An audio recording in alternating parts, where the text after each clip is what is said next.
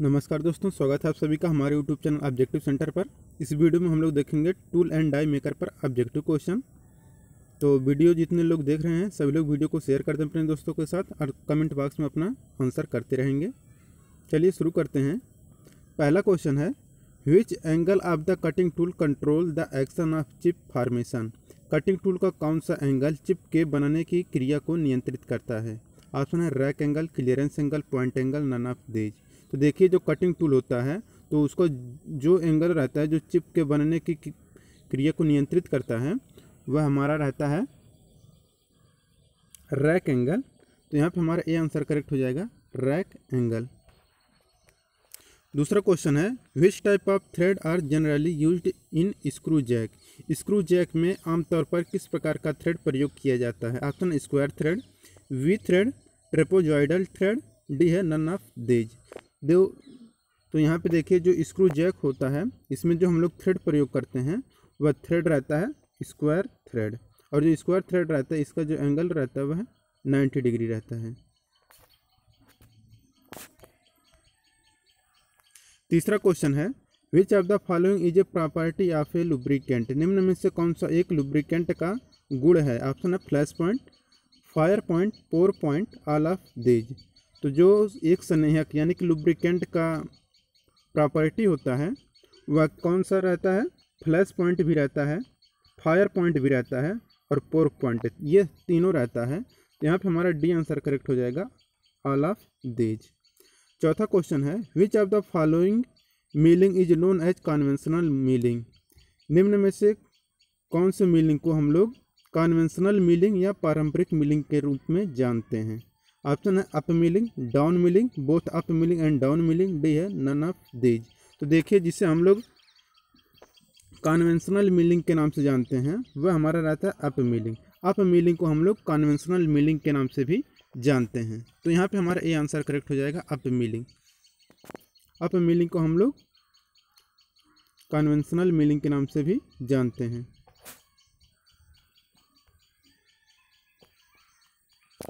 पांचवा क्वेश्चन है, if diameter of A pitch circle of A gear is D and number of teeth is T, what will be the formula of gear module. यदि एक gear के pitch चक्र का व्यास D है और दांतों की संख्या टी है तो गियर मॉड्यूल के लिए सूत्र क्या आएगा?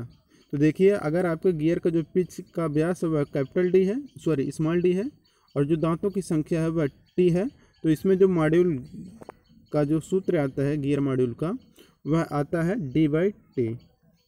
तो एम इक्वल टू होता है, module M equal to D by T होता है। तो यहाँ पे हमारा बी आंसर करेक्ट हो जाएगा, 5 का बी आंसर करेक्ट होगा। छठा क्वेश्चन है, which of the following is A type of cylindrical grinding machine. निम्न में से कौन सा बेलनाकार ग्राइंडिंग मशीन का एक प्रकार है? ऑप्शन है plain cylindrical grinder, universal cylindrical grinder, centreless grinder, D है ऑल ऑफ दीज। जो इसमें से सिलेंड्रिकल ग्राइंडिंग मशीन का एक प्रकार है वह क्या है कि ये प्लेन सिलेंड्रिकल ग्राइंडर भी होता है और यूनिवर्सल सिलेंड्रिकल ग्राइंडर भी होता है और सेंटरलेस ग्राइंडर भी होता है, यह तीनों होता है। तो यहाँ पे हमारा डी आंसर करेक्ट हो जाएगा कि ये जो ऊपर तीनों हैं यह सभी सही हैं, यह सभी क्या हैं? तीनों बेलनाकार ग्राइंडिंग मशीन के प्रकार हैं। सातवां क्वेश्चन है, which heat treatment is done on steel to increase its cutting ability. कर्तन क्षमता बढ़ाने के लिए स्टील पर कौन सी ऊष्मा उपचार प्रक्रिया की जाती है? ऑप्शन है अनीलिंग, हार्डनिंग, टेम्परिंग, नॉर्मलाइजिंग। तो अगर आपको कर्तन क्षमता यानी कि कटिंग एबिलिटी अगर आपको बढ़ाना है तो जो स्टील रहता है तो उसमें हम जो हीट ट्रीटमेंट प्रोसेस करते हैं वह रहता है हार्डनिंग। हार्डनिंग प्रोसेस के द्वारा हम लोग कटिंग एबिलिटी को बढ़ा सकते हैं। तो यहाँ पे हमारा बी आंसर करेक्ट हो जाएगा, हार्डनिंग। आठवां क्वेश्चन है, in normalising cooling is done in which of the following medium. Normalising में शीतलन निम्न में से किस माध्यम में किया जाता है? Option oil, water, air, brine. तो देखिए, जो नॉर्मलाइजिंग प्रोसेस रहता है उसमें हम जो लोग मीडियम यूज करते हैं कूलिंग के लिए वह मीडियम हमारा रहता है एयर। तो वायु में हम लोग क्या करते हैं, इसे ठंडा करते हैं रूम टेम्परेचर पे। तो यहाँ पे हमारा सी आंसर करेक्ट होगा। 9वां क्वेश्चन है which mode allow the user to draw 90 degree straight line is AutoCAD. कौन सा मोड उपयोगकर्ता को ऑटोकैड में 90 डिग्री सीधी रेखाएं खींचने की अनुमति देता है? ऑप्शन है O snap, ortho, linear, polar, tracking. तो जो मोड उपयोगकर्ता को ऑटोकैड में 90 डिग्री सीधी रेखा खींचने की जो अनुमति देता है वह रहता है ऑर्थो। तो यहाँ पे हमारा बी आंसर करेक्ट हो जाएगा, ऑर्थो यहाँ पे करेक्ट आंसर होगा। 10वां क्वेश्चन है which of the following is A type of pneumatic actuator. निम्न में से कौन से एक प्रकार का वायवी एक्चुएटर है? ऑप्शन है linear, rotary, limited angle, D है ऑल ऑफ दीज। तो जो एक प्रकार का वायवी एक्चुएटर है वह कौन सा है हमारा? लीनियर भी होता है और रोटरी भी होता है और लिमिटेड एंगल भी होता है। यहाँ पर हमारा डी आंसर करेक्ट हो जाएगा, all of these. 11 number question है in electropneumatic system which of the following is used as interface between the electrical and pneumatic system. इलेक्ट्रोवायवीय सिस्टम में निम्न में से किसका प्रयोग इलेक्ट्रिकल और वायवीय प्रणाली के बीच इंटरफेस के रूप में किया जाता है? ऑप्शन है piston rod, push button switch, relay, solenoid valve. तो जो इलेक्ट्रोवायवीय सिस्टम में जिसका प्रयोग इलेक्ट्रिकल और वायवीय प्रणाली के बीच इंटरफेस के रूप में किया जाता है वह हमारा सोलेनोइड वाल्व रहता है। तो यहाँ पर हमारा डी आंसर करेक्ट हो जाएगा, सोलेनोइड वाल्व। 12 नंबर क्वेश्चन है which of the following is the command for coolant of. निम्न में से कौन सा कूलेंट ऑफ के लिए कमांड है? तो देखिए कूलेंट ऑफ के लिए जो कमांड रहता है वह कमांड रहता है M09। तो M09 यहाँ पे करेक्ट आंसर होगा, option number D. 13 number question है which of the following material can not be machined by EDM. तो निम्न में से किस पदार्थ की मशीनिंग ईडीएम द्वारा नहीं की जा सकती है? ऑप्शन है आयरन, एल्युमिनियम, कॉपर, वुड। तो देखिए ईडीएम मशीन के द्वारा जो नहीं किया जा सकता है, जिसकी मशीनिंग ईडीएम द्वारा नहीं की जा सकता है वह कौन सा रहता है? लकड़ी। इलेक्ट्रो डिस्चार्ज मशीन, ईडीएम मतलब होता है electro discharge machine. Electro discharge machine द्वारा जिसका मशीनिंग नहीं किया जा सकता है वह रहता है हमारा वुड यानी कि लकड़ी रहता है, जबकि लोहा, एल्युमिनियम और तांबा इस पर काम किया जा सकता है। 14 नंबर का क्वेश्चन है which one of the following is the basic characteristic of electrode material of EDM. निम्न में से कौन सा ईडीएम के इलेक्ट्रोड सामग्री की मूल विशेषता है? ऑप्शन है high electric conductivity, high thermal conductivity, both high electrical conductivity and high thermal conductivity, D है नन ऑफ दीज। तो देखिए जो ईडीएम की इलेक्ट्रोड सामग्री की जो मूल विशेषता होती है यानी कैरेक्टरिस्टिक रहता है वो क्या रहता है कि बोथ हाई इलेक्ट्रिकल कंडक्टिविटी और हाई थर्मल कंडक्टिविटी यानी कि उच्च विद्युत चालकता और उच्च तापीय चालकता दोनों क्या होते हैं इलेक्ट्रोड सामग्री की मूल विशेषता होती है ईडीएम मशीन के। तो यहाँ पे हमारा सी आंसर करेक्ट हो जाएगा। 15 नंबर क्वेश्चन है which of the following is an advantage of CNC wire cut EDM. निम्न में से कौन सा सीएनसी वायर कट ईडीएम का एक लाभ है? ऑप्शन है कि आयामों की परिशुद्धता और यथार्थता बहुत अच्छी गुणवत्ता की होती है, बी है कि निम्न कर्तन बल की आवश्यकता होती है, सी है कि वर्कपीस की जो कठोरता और चिमड़ता ये होती हैं इनमें समस्याएं पैदा नहीं करती हैं, डी है ऑल ऑफ दीज। तो देखिए सीएनसी वायर कट ईडीएम का एक लाभ यह होता है कि यह क्या करता है कि आयामों की परिशुद्धता और यथार्थता बहुत अच्छी गुणवत्ता की होती है, ये बिल्कुल सही है यानी कि पहला सही है। दूसरा कह रहा है कि लेजर कटिंग फोर्स रिक्वायर्ड यानी कि निम्न कर्तन बल की आवश्यकता पड़ती है, ये भी सही है। और तीसरा कह रहा है यहाँ पे कि वर्कपीस की कठोरता और चिमड़पन मशीन की में समस्याएं पैदा नहीं करती, तो ये भी सही है। तो यानी यहाँ पे हमारा डी आंसर करेक्ट हो जाएगा all of these. 16 number question है in wire cut EDM the wire is held tight between. Wire cut EDM में तार को किसके बीच में कसकर रखा जाता है? ऑप्शन है ऊपरी और निचले नोजल के बीच में, ऊपरी और निचले हीरक गाइड के बीच में, हैंडल के ऊपरी और निचले ग्रुप के बीच में, ऊपरी और निचली पुली के बीच में रखकर। तो देखिए जो वायर कट ईडीएम जो रहता है उसमें जो तार को हम जिसमें कसकर पकड़ते हैं वो हमारा क्या रहता है कि अपर एंड लोअर डायमंड गाइड से, यानी कि ऊपरी और निचले हीरक गाइड में हम लोग क्या करते हैं कि वायर कट ईडीएम में तार को पकड़ते हैं। 17 नंबर का क्वेश्चन है, which of the following is a sub system of wire cut EDM. निम्न में से कौन सा वायर कट ईडीएम की एक उप प्रणाली है। ऑप्शन है dielectric system, wire feeding system, positioning system, all of these. तो जो वायर कट ईडीएम की एक उप प्रणाली यानी कि सब सिस्टम है वह कौन सा रहता है, वह रहता है डाई इलेक्ट्रिक प्रणाली भी रहता है, वायर फीडिंग प्रणाली भी रहता है और पोजीशनिंग प्रणाली भी रहता है। यह तीनों रहता है। तो यहाँ पे हमारा डी आंसर करेक्ट हो जाएगा, all of these. 18 number question है, metal removal rate in EDM increase is. EDM वृद्धि में धातु हटाने की दर किसके समानुपाती यानी कि अनुपातिका होती है। ऑप्शन है सीधे वर्तमान के अनुपातिका, वर्तमान के लिए विपरीत अनुपातिका, सीधे लागू अनुपात वोल्टेज के लिए अनुपातिका, लागू वोल्टेज के विपरीत अनुपातिका। तो ईडीएम वृद्धि में धातु हटाने की जो दर होती है यह क्या होते हैं कि directly proportional to the current. तो यहाँ पे हमारा ये आंसर करेक्ट हो जाएगा कि directly proportional to the current. 19 number का क्वेश्चन है, which of the following is an element of coordinate measuring machine. निम्न में से कौन सा एक कोऑर्डिनेट मेजरिंग मशीन का एक तत्व है। ऑप्शन है probe system, machine control and computer hardware, main structure, D है ऑल ऑफ दीज। तो जो कोऑर्डिनेट मेजरिंग मशीन का जो एक तत्व है वह हमारा कौन सा रहता है, प्रोब सिस्टम भी है, machine control and computer hardware भी है और मेन स्ट्रक्चर भी है। तो यहाँ पे हमारा डी आंसर करेक्ट हो जाएगा, all of these. 20 number question है, which is the data collecting unit in a coordinate measuring machine.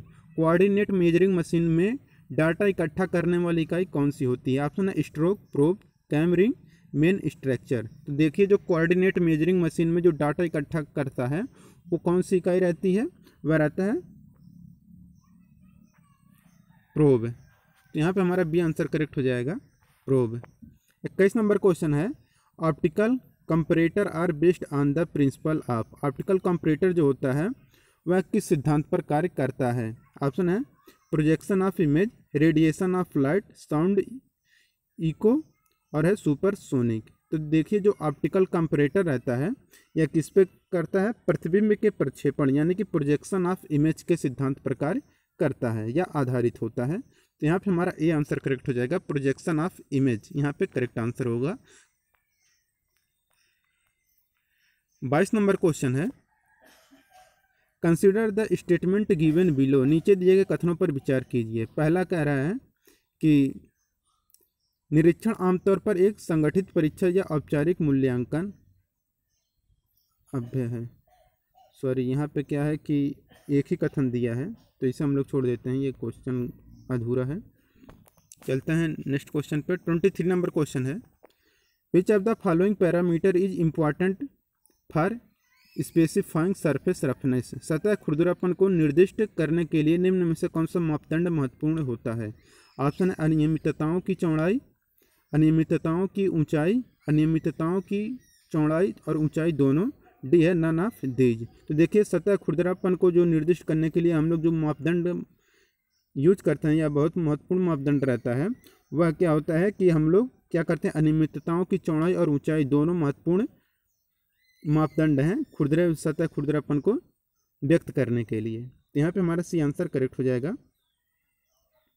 24 number question है, consider the statement given below.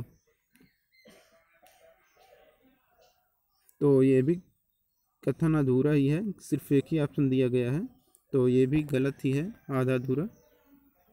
25 number question है, which of the following is used to strip the stock material of the punch after each stroke. निम्न में से किसका उपयोग प्रत्येक stroke के बाद स्टॉक सामग्री को पंच से हटाने के लिए किया जाता है? ऑप्शन स्ट्रिपर, डाई होल्डर, पंच होल्डर, गाइड पोस्ट। तो निम्न में से जिसका प्रयोग प्रत्येक स्ट्रोक के बाद स्टॉक सामग्री को पंच से हटाने के लिए हम लोग प्रयोग करते हैं वह रहता है स्ट्रिपर। तो यहाँ पे हमारा ए आंसर करेक्ट हो जाएगा, स्ट्रिपर। अब चलते हैं 26 नंबर के क्वेश्चन पे। The element of tool which ejects the blank is called an. Tool का तत्व जो ब्लैंक को बाहर निकालता है वह क्या कहलाता है? ऑप्शन है इजेक्टर, रैम, पंच होल्डर, गाइड पोस्ट। तो देखिए टूल का तत्व जो ब्लैंक को बाहर निकालता है उससे हम लोग इजेक्टर कहते हैं। इजेक्टर होता है ये, जैसा कि आप अपना मोबाइल यूज करते हैं तो सिम निकालने के लिए जो एक डिवाइस यूज करते हैं इस तरह छोटा सा आता है, तो यही होता है हमारा इजेक्टर। तो ऐसे इसमें भी रहता है कि टूल का तत्व जो ब्लैंक को बाहर निकालता है वह क्या कहलाता है? इजेक्टर कहलाता है। तो यहाँ पे हमारा ये आंसर करेक्ट होगा। 27 नंबर क्वेश्चन है deep drawing is also called as. Deep drawing को डट डट डट भी कहा जाता है। तो डीप ड्राइंग को हम लोग कौन सा ड्राइंग के नाम से जानते हैं? ऑप्शन है cup drawing, plate drawing, snoop drawing, fork drawing. तो देखिए जो डीप ड्राइंग रहता है इसे हम लोग कप ड्राइंग के नाम से भी जानते हैं। तो यहाँ पे हमारा ये आंसर करेक्ट हो जाएगा, कप ड्राइंग। 28 नंबर क्वेश्चन है निम्न में से कौन सा कथन सत्य है? ऑप्शन है punching a number of hole in a sheet is known as notching. एक सीट में कई छिद्र पंच करने को हम लोग नॉचिंग कहते हैं। बी है ISO से अभिप्राय Indian office of standard. C है cast iron is an non ferrous metal, यानी कि ढलवा लोहे का अलाव धातु है। डी है नन ऑफ दीज। तो देखिए जो कथन सत्य है वह कौन सा है कि इनमें से कोई भी कथन कोई नहीं। तो यहाँ पे हमारा डी आंसर करेक्ट हो जाएगा।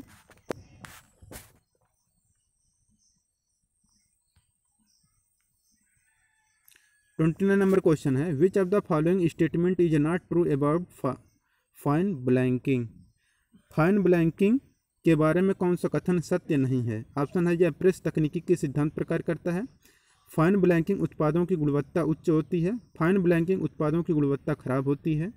डी है असेंबली ऑपरेशन के लिए फाइल ब्लॉकिंग उत्पाद तैयारी है। तो देखिए फाइन ब्लैंकिंग के बारे में जो कथन सत्य नहीं है वह है कि फाइन ब्लैंकिंग उत्पादों की जो गुणवत्ता होती है खराब होती है। तो यहाँ पे हमारा सी आंसर करेक्ट हो जाएगा कि यही कथन सत्य नहीं है, बाकी सब सत्य हैं। कि ये जो होता है यह प्रेस तकनीकी के सिद्धांत पर कार्य करते हैं, बिल्कुल सही है। और कह रहा है कि फाइन ब्लैंकिंग उत्पादों की गुणवत्ता उच्च होती है, ये भी सही है। और कह रहा है कि असेंबली ऑपरेशन के लिए फाइन ब्लॉकिंग उत्पादन तैयारी, ये सही है। जबकि फाइन ब्लैंकिंग उत्पादों की गुणवत्ता खराब होती है, यह गलत है।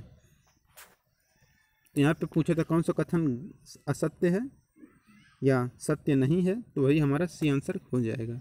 30 नंबर क्वेश्चन है in which of the following machine tensile test can be performed. निम्न में से किस मशीन पर तन्यता परीक्षण किया जा सकता है?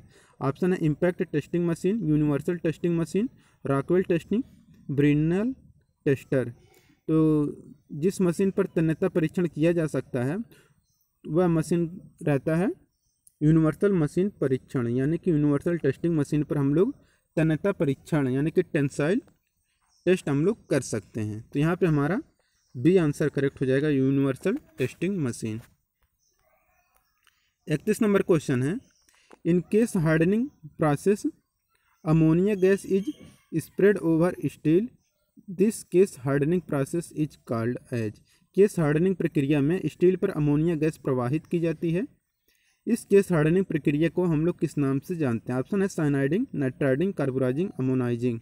तो देखिए स्टील पर अमोनिया गैस प्रवाहित करते हैं और उसे हम लोग केस हार्डनिंग प्रक्रिया में यूज करते हैं। तो जो केस हार्डनिंग प्रक्रिया हो रहती है वह क्या कहलाता है? हमारा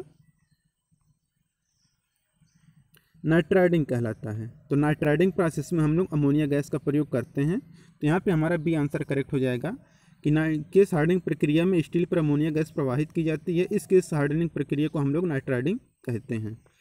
32 नंबर क्वेश्चन है निम्न में से कौन सा अविनाशात्मक परीक्षण का एक प्रकार नहीं, यानी कि which of the following is not a type of non destructive testing. Option है compression test, visual test, ultrasonic test, eddy current test. तो देखिए जो अविनाशात्मक परीक्षण का प्रकार नहीं है वह कौन सा हमारा कंप्रेशन टेस्ट। तो यहाँ पे हमारा ए आंसर करेक्ट हो जाएगा कंप्रेशन टेस्ट। तो कंप्रेशन टेस्ट क्या है, ये हमारा विनाशात्मक परीक्षण होता है। इसमें क्या होता है, टूट जाता है, जो भी वर्कपीस रहता है जिस पे हम लोग टेस्टिंग करते हैं वह टूटता है। तो यहाँ पे हमारा यानी कि टूट जाता है, यानी कि विनाश हो जाता है। तो जो विनाश हो रहा है तो यहाँ पे कुछ कह रहा है कि अविनाश प्रकार का नहीं है। तो यहाँ पे हमारा क्या हो जाएगा कंप्रेशन टेस्ट।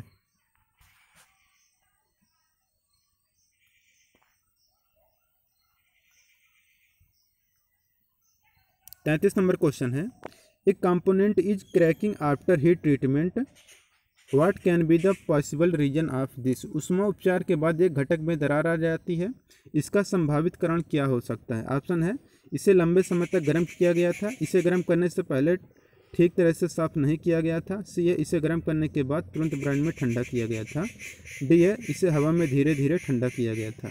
तो देखिए ऊष्मा उपचार के बाद एक घटक में दरार आ जाती है, इसका जो संभावित कारण हो सकता है ये रहता है कि इसे गर्म करने के बाद तुरंत ब्रांड में ठंडा किया गया था। इसके कारण क्या होता है कि यह दरारें आ जाती हैं। अगर उस हीट ट्रीटमेंट प्रोसेस करने के बाद उसे हम लोग तुरंत अगर ब्रांड में ठंडा कर देते हैं तो उसमें दरारें आ जाती हैं।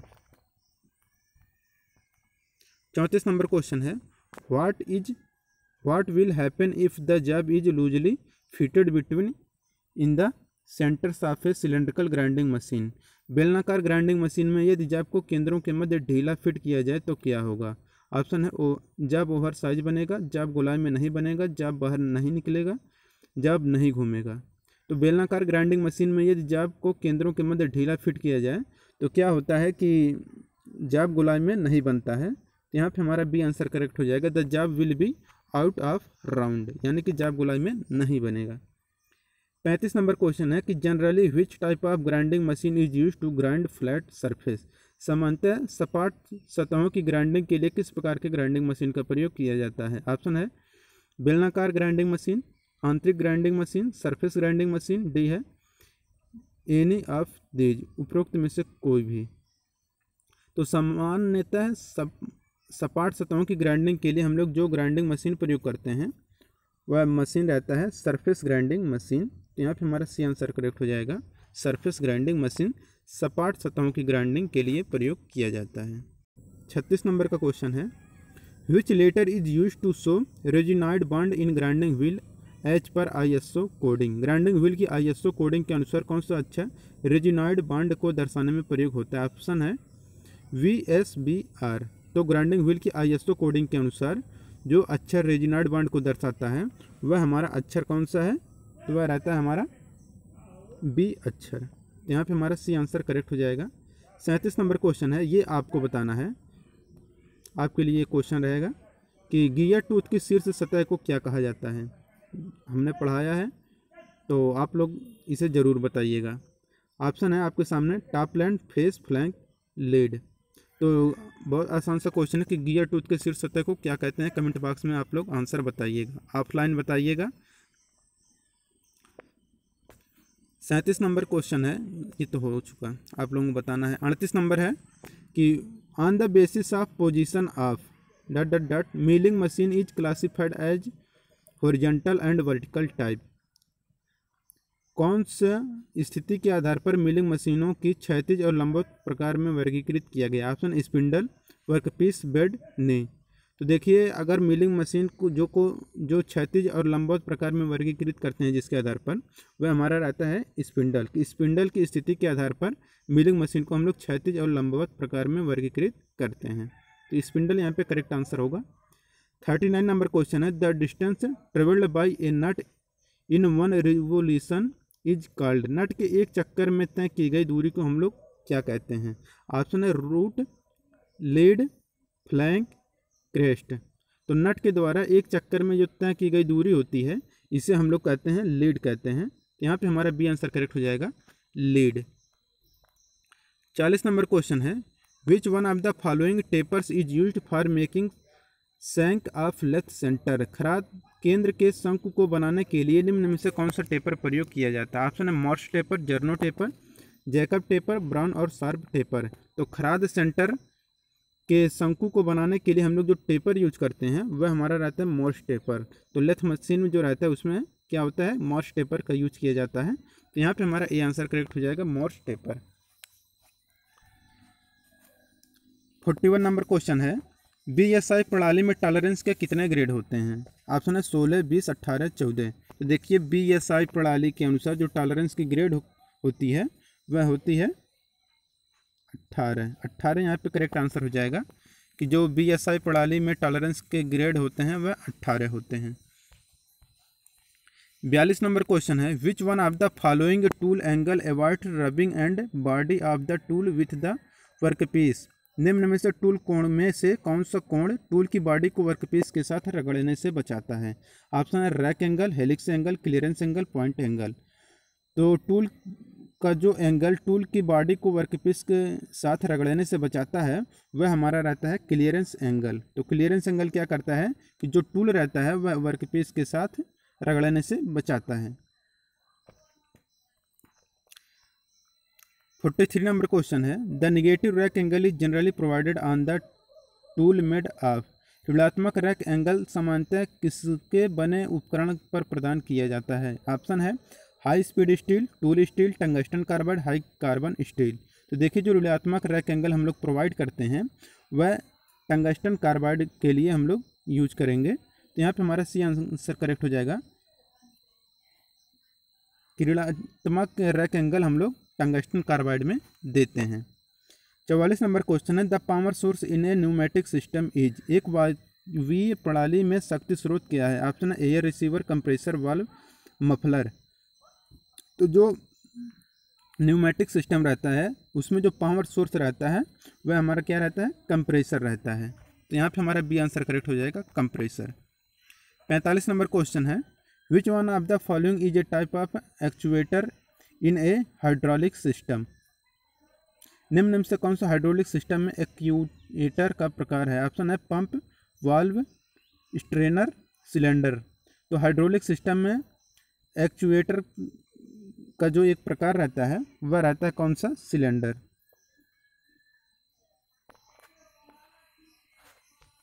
तो 45 यहाँ पे डी आंसर करेक्ट हो जाएगा। 46 नंबर क्वेश्चन है, which coolant is used while machining cast iron. ढलवा लोहे की मशीनिंग के दौरान हम लोग कौन सा कूलेंट प्रयोग करते हैं? ऑप्शन है kerosene, machine oil, water, dry air. तो कास्ट आयरन की मशीनिंग के लिए हम लोग जो कूलेंट यूज करते हैं वह कौन सा रहता है, ड्राई एयर रहता है। तो यहाँ पर हमारा डी आंसर करेक्ट हो जाएगा, ड्राई एयर। 47 नंबर क्वेश्चन है, rake angle of lathe tool can be. एक लेथ उपकरण का रैक एंगल क्या हो सकता है? ऑप्शन है only positive, only negative, only zero, any of these, यानी कि इनमें से कोई भी। तो देखिए जो लेथ उपकरण रहता है तो उसमें जो रैक एंगल क्या हो सकता है, वह पॉजिटिव भी हो सकता है, निगेटिव भी हो सकता है और जीरो भी हो सकता है। तो ये निर्भर करता है मटेरियल पर। अलग अलग मटेरियल के लिए हम लोग अलग अलग रैक एंगल रखते हैं, जो पॉजिटिव भी हो सकता है, निगेटिव और जीरो भी हो सकता है। तो यहाँ पे हमारा डी आंसर करेक्ट हो जाएगा, इनमें से कोई एक हो सकता है। 48 नंबर क्वेश्चन है, किस देश में 5S प्रणाली विकसित की गई थी? तो देखिए जो 5S प्रणाली थी यह जापान में विकसित की गई थी। 5S प्रणाली में क्या होता है, एक होता है आपका, जैसे कि इसमें 5 प्रकार के होते हैं, कौन कौन से होता है, सेट इन ऑर्डर, और होता है सस्टेन होता है, फिर ऐसे और भी रहते हैं। जैसे कि पहला हो गया आपका सस्टेन हो गया, शार्ट हो गया, पहला आपका होता है शार्ट, दूसरा होता है आपका सेट इन ऑर्डर, तीसरा होता है आपका सस्टेन, चौथा होता है आपका स्टैंडर्डाइज। ऐसे करके रहता है आपका अलग अलग। तो यहाँ पे देखिए कि जो 5S प्रणाली विकसित की गई थी यह जापान के द्वारा विकसित किया गया था। 49 नंबर क्वेश्चन, इनमें से कौन सा खराद मशीन का एक हिस्सा नहीं है? तो ऑप्शन है सैडल, लेड स्क्रू, आर्बर, चक। तो देखिए खराद का जो हिस्सा नहीं है यह आपको बताना है। तो देखिए जो क्या होता है हमारा आर्बर, आर्बर क्या होता है कि लेथ का भाग नहीं होता है, जबकि सैडल और लीड स्क्रू और चक ये लेथ मशीन के पार्ट होते हैं, जबकि आर्बर इसका भाग नहीं होता है। 50 नंबर क्वेश्चन है, which among the following locators is best suitable for location of round shaped job. गोलाकार जॉब के लोकेशन के लिए हम लोग कौन सा लोकेटर अधिक उपयोग करते हैं? ऑप्शन है pin type locator, vest type locator, V locator, adjustable stop locator. तो गोलाकार जॉब के लिए लोकेशन के लिए हम लोग जो लोकेटर सबसे ज़्यादा प्रयोग करते हैं वह रहता है वी लोकेटर। यहाँ पे हमारा सी आंसर करेक्ट हो जाएगा वी लोकेटर। 51 नंबर क्वेश्चन है, which one of the following is the command for program stop. निम्न में से कौन सी कमांड प्रोग्राम रोकने के लिए करते हैं? तो प्रोग्राम रोकने के लिए हम लोग जो कमांड यूज करते हैं वह रहता है M00। 52 नंबर क्वेश्चन है, which quality management program is related to the maintenance of plants and equipment. कौन सा गुणवत्ता प्रबंधन कार्यक्रम संयंत्र और उपकरणों के अनुरक्षण से संबंधित है?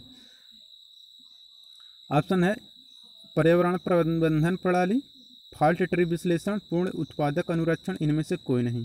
तो जो गुणवत्ता प्रबंधन कार्यक्रम संयंत्र और उपकरणों के अनुरक्षण से संबंधित रहता है वह हमारा रहता है टोटल प्रोडक्टिव मेंटेनेंस। तो यहाँ पे हमारा सी आंसर करेक्ट हो जाएगा total productive maintenance. 53 number question है, निम्न में से कौन सा डाई का एक प्रकार है? ऑप्शन है simple die, progressive die, compound die, all of these. तो जो डाई का प्रकार होता है वह कौन सा रहता है आपका? सिंपल डाई, प्रोग्रेसिव डाई और कंपाउंड डाई, यह सभी होते हैं। तो यहाँ पे डी आंसर करेक्ट हो जाएगा all of these. 54 number question है, spark erosion machining method can be used for the machining of. Spark erosion machining विधि किसके मशीनिंग के लिए इस्तेमाल किया जाता है? ऑप्शन है केवल सुचालकों हेतु, केवल कुचालकों हेतु, केवल अर्धचालकों के लिए, सुचालक और कुचालक दोनों के लिए। तो स्पार्क इरोजन मशीनिंग विधि जो होता है ये जो हम लोग यूज करते हैं यह कंडक्टिव मटेरियल ओनली यानी कि केवल सुचालक पदार्थों के लिए इस्तेमाल करते हैं। 55 number question, in spark erosion machining erosion take place. Spark erosion machining में इरोजन कहाँ पर होता है? ऑप्शन है जॉब पर, टूल पर, जॉब और टूल दोनों पर, न जॉब पर और ना ही टूल पर। तो स्पार्क इरोजन मशीनिंग में जो इरोजन होता है यह कहाँ पे होता है कि जॉब और टूल दोनों पर हो सकता है। तो यहाँ पे हमारा सी आंसर करेक्ट हो जाएगा, जॉब और टूल दोनों पर होता है। 56 नंबर क्वेश्चन है, which of the following is A part of CNC wire cut EDM machine. निम्न में से कौन सी CNC wire cut EDM machine का एक हिस्सा है? ऑप्शन है wire guide arm, AC servo motor, CNC controller, all of these. तो CNC wire cut EDM machine का जो हिस्सा होता है वह रहता है वायर गाइड आर्म में भी होता है, AC सर्वो मोटर भी होता है और CNC कंट्रोलर भी होता है। तो यहाँ पे हमारा डी आंसर करेक्ट हो जाएगा all of these. 57 number question है, in wire cut EDM machine burr are cut particle can flushed away by the. Cut wire EDM machine में बर और कट पार्टिकल को किसके द्वारा बाहर किया जाता है? ऑप्शन है इलेक्ट्रोड, कार्यखंड की गति, डाई इलेक्ट्रिक फ्लूइड्स, टूल। तो वायर कट EDM मशीन में बर अथवा कट पार्टिकल को हम लोग जिसकी सहायता से अलग करते हैं वह हमारा डाई इलेक्ट्रिक फ्लूइड रहता है। तो डाई इलेक्ट्रिक फ्लूइड यहाँ पे करेक्ट आंसर हो जाएगा 57 का सी आंसर।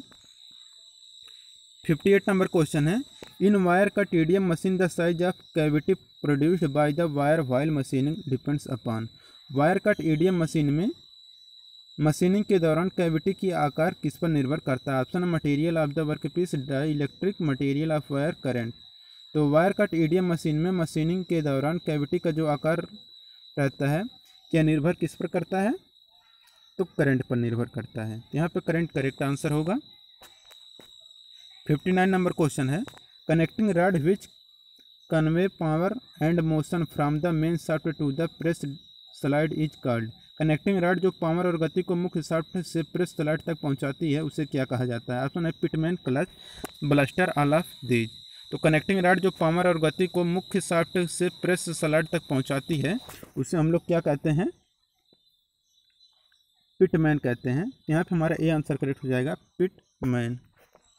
60 नंबर क्वेश्चन है, the inner side of A double action press is called. Double action press की आंतरिक स्लाइड को हम लोग क्या कहते हैं? ऑप्शन है plunger slide, bolster slide, stroke slide, इनमें से कोई नहीं। तो डबल एक्शन प्रेस की आंतरिक स्लाइड को हम लोग प्लंजर स्लाइड कहते हैं। तो यहाँ पे हमारा ये आंसर करेक्ट हो जाएगा, प्लंजर स्लाइड।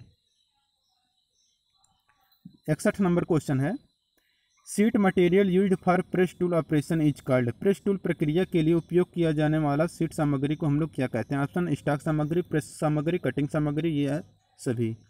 तो प्रेस टूल प्रक्रिया के लिए उपयोग किया जाने वाला जो सीट सामग्री होता है उससे हम लोग कहते हैं स्टॉक मटेरियल।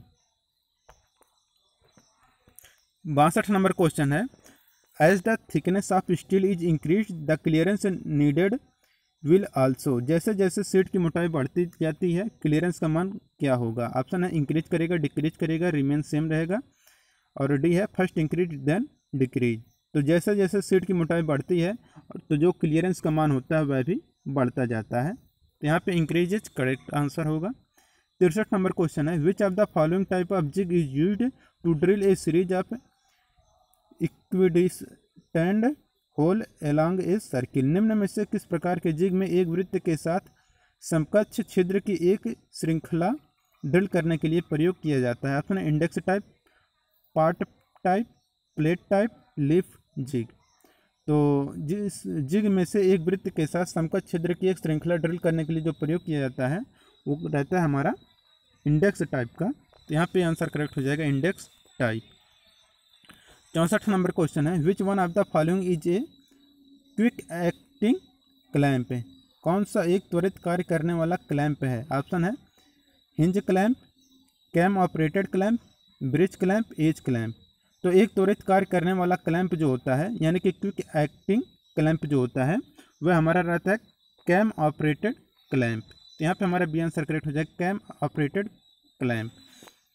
65 नंबर क्वेश्चन है, which one of the following is the sensory part of a CMM responsible for sensing different parameter required for the measurement. निम्न में से कौन सा CMM का संवेदी हिस्सा है जो माप के लिए आवश्यक विभिन्न मापकों को महसूस करता है?